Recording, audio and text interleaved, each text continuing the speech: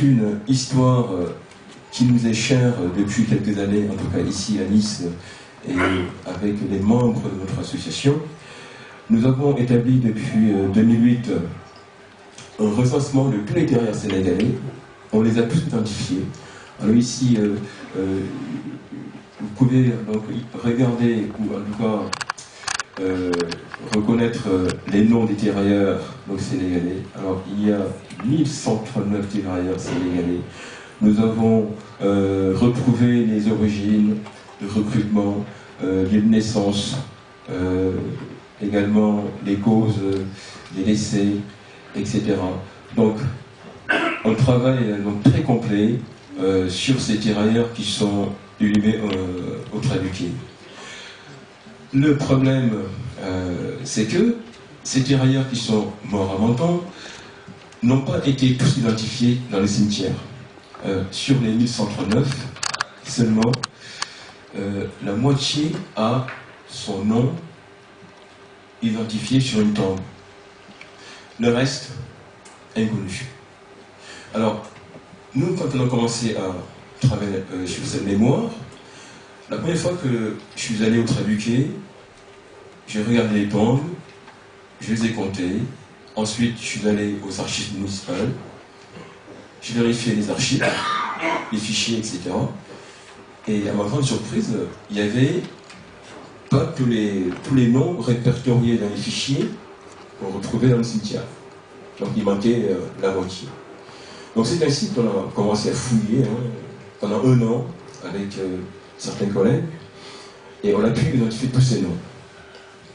Et donc, d'où l'idée de faire un mémorial pour que chaque tirailleur mort à Menton soit reconnu dans sa dignité d'homme, qu'il ait un nom, un prénom, une terre, tout simplement. Mais c'est un travail qui n'est pas facile, puisque le mémorial nécessite un financement assez important, et dans ce sens-là, les démarches sont, on va dire, très longues, et évidemment, nous n'avons pas toutes les portes ouvertes pour pouvoir réaliser ce mémorial. Alors, ce mémorial, on va en parler.